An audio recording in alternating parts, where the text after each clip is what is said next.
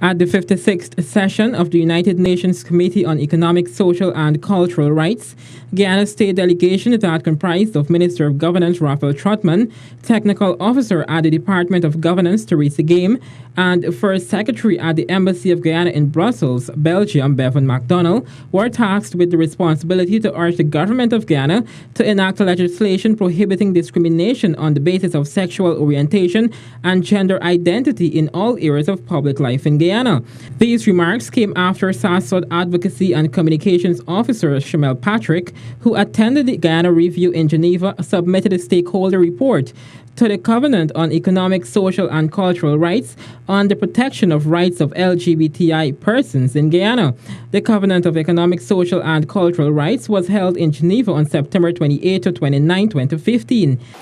The stakeholders report addresses basic socioeconomic rights violations, including the right to work, education, social protection, health care, and housing, in keeping with the articles of the International Covenant.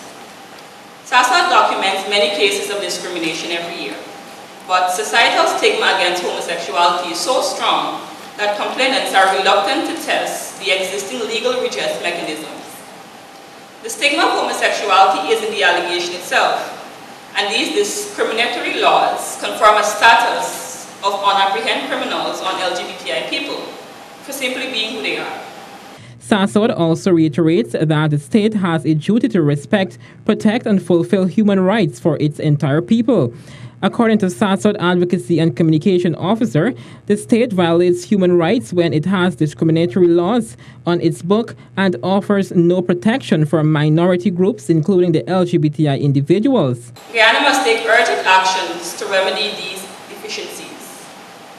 The report makes particular reference to Guyana's failure to comply in a number of areas, specifically the failure to enact and implement non-discrimination legislation to reduce discrimination on the basis of sexual orientation and/or gender identity in employment, housing, healthcare, and education. Failure to consider the unique health needs of LGBTI Guyanese. Failure to introduce policies to prevent bullying and harassment of LGBTI students in the education system. Failure to provide sexuality education that is comprehensive and inclusive of different sexualities and gender identities.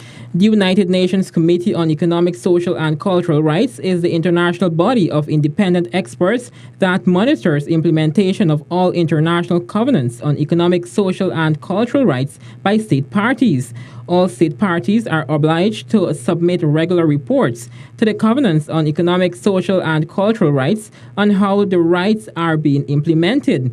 States must report initially within 2 years of accepting the covenant and thereafter every 5 years. Reporting for MTV News Update, I am Royan Abrams.